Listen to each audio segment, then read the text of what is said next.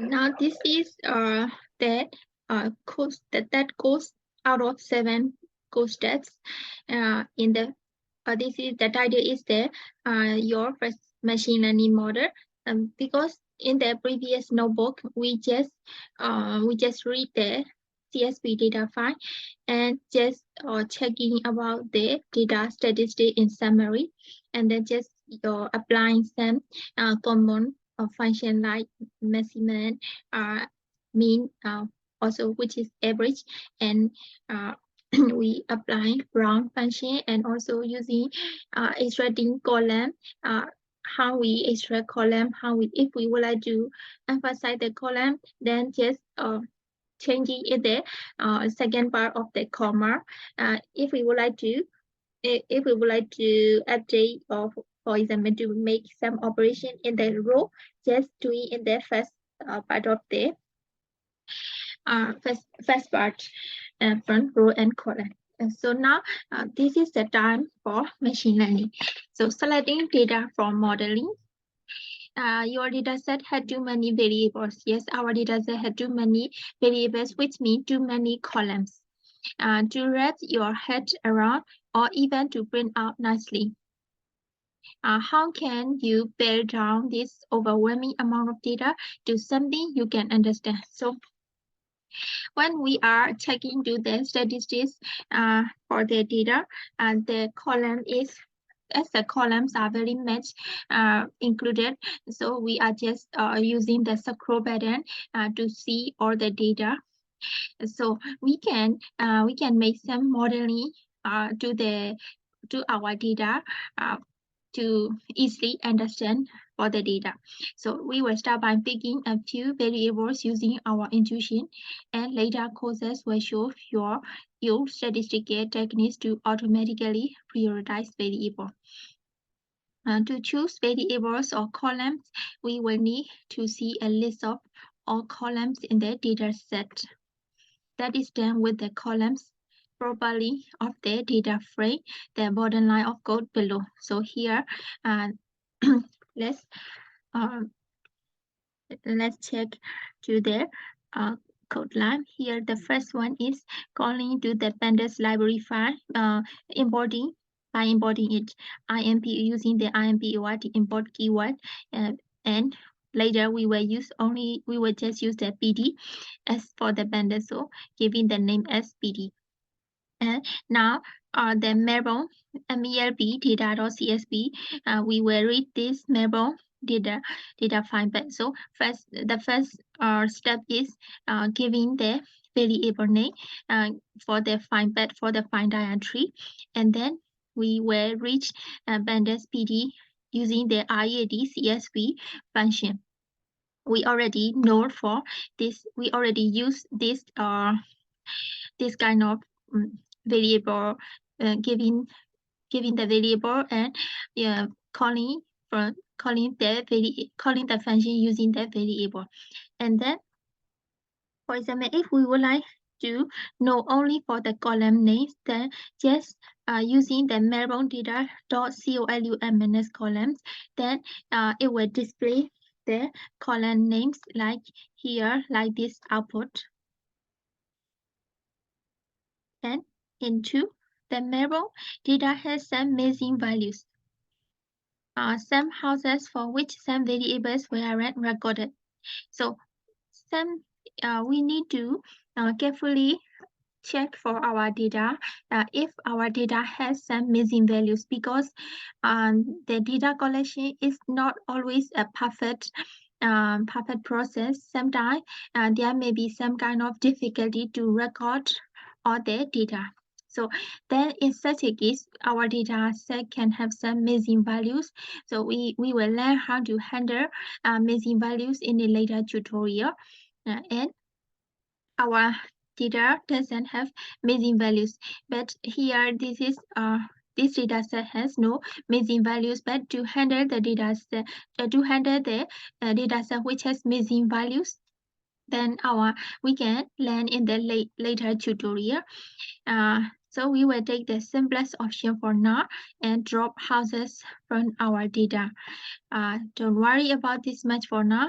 So the code is so if we would like to, there are many columns here, and there are some columns that we won't need to apply. So we just would like to drop such column, then just using drop na. Yes, drop na, drop na function, which means na is not available. Draw na function. How does drop na function works? Yes, drop na drops missing values. If we write like this instruction, if we give this instruction background data equal background data drop na, and is equal 0, then it will drop some missing values. And there are many ways, but we can. This is not the notebook, so we cannot run this cell, but we can learn in the next cell or next notebook. And there are many ways to select a subset of your data. There are many ways to select a subset of our data, not all the set. And the Pandas course cover these in more depth, because this is just for the introduction to machine learning course. If we would like to understand more in detail to the Pandas library, we can just we can understand using the Pandas course, and we can learn it later together. Okay, anyway, let's keep learning to this course. Dot notation, which we use to select the prediction target.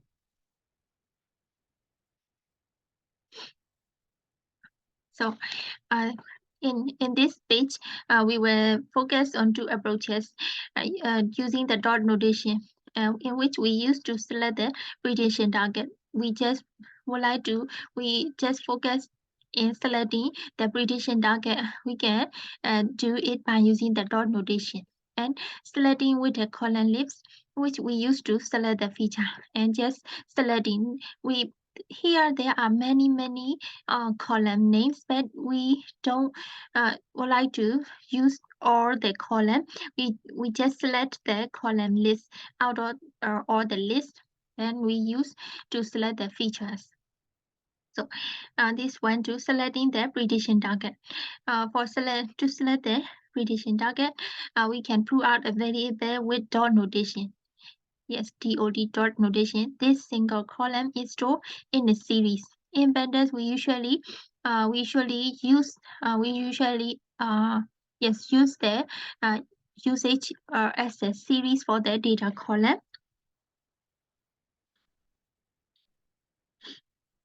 And which is broadly like a data frame with only a single column of data. The data which has only a single column, and we usually call it a series.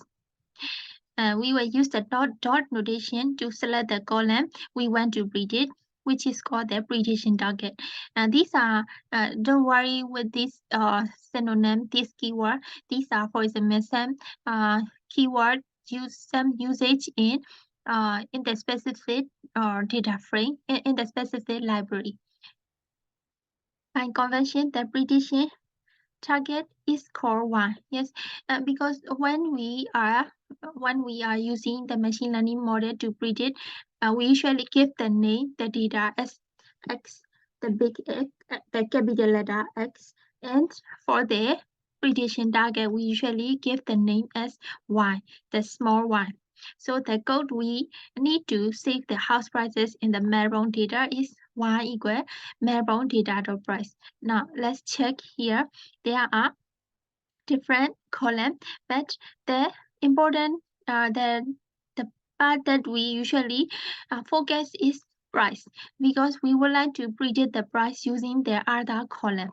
So the price column is our Y prediction target value. And to choose the feature, to estimate, to predict the Y value, we need to apply the feature. So before applying, we need to choose the features. The columns that are imported into our model and later used to make predictions are called features. In our case, those will be the columns used to determine the home prices. Sometimes we will use all columns. In case all columns except the target as feature, other times you will be better off fewer features. These are, for example, these are just explaining. Sometimes we can use all the column as a feature. Sometimes we just focus on some important feature or some important columns as a feature. For now, we will build a model with only a few features. In this case, we will predict the price using only a few columns, only a few features. Later on, you will see how to iterate and compare models based on different features. We select multiple features by providing a list of column names inside brackets. Each item in the list should be a string. Here is an example. This is very simple, just calling like, for example, a variable that we would like to give as a variable name. And then if we would like to extract only the column name, rooms, bedroom, land side, latitude, longitude, then just writing the specific column name here in the bracket. By convention, this data is called X. Yes, in computer terms, we usually call such kind of features or such kind of column which are used as feature. We usually give the name of those data as the X. Then this Melbourne feature from the Melbourne data set using the extracted feature, we just put this name here, or we can just simply put this column name directly. No matter how we use it, it is correct. So let's quickly review the data we will be using to predict house prices using the describe method. Now we can check our data statistic using the describe function, like in the previous notebook. And there is also HEAD head function. Head function is also the one which usually show only for the 5 rows from any site. So we can just check our data statistics using the describe function sometimes, or we can also use only to check for only 5, then we can use HEAD head function. No problem of using the function. So visually checking your data with this command is important part of a data scientist job. So before doing any part of the machine learning model, we have to check our data using these commands. And you will frequently find surprise in the data set as a further. So to build our model, now we will use another library. The library name is SCIKID Learn Library to create our models. And when coding, this library is written as sklearn. As you will see in the simple code, sklearn is easily the most popular library for modeling the types of data typically stored in data frame. So this sklearn library is usually applied when we are using the data frame. And the steps to building and using a model are define, fit, predict, and evaluate. So our destination is to predict a variable.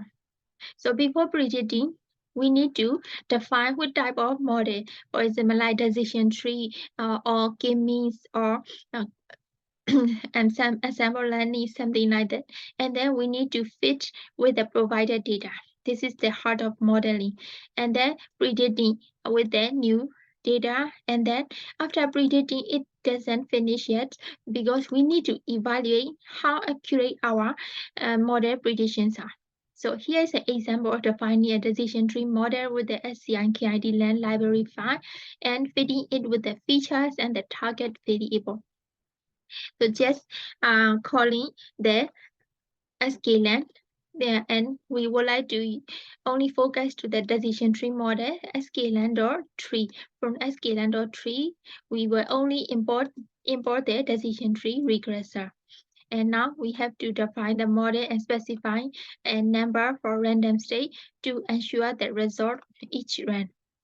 So we will use the decision tree regressor model. So the model name is here.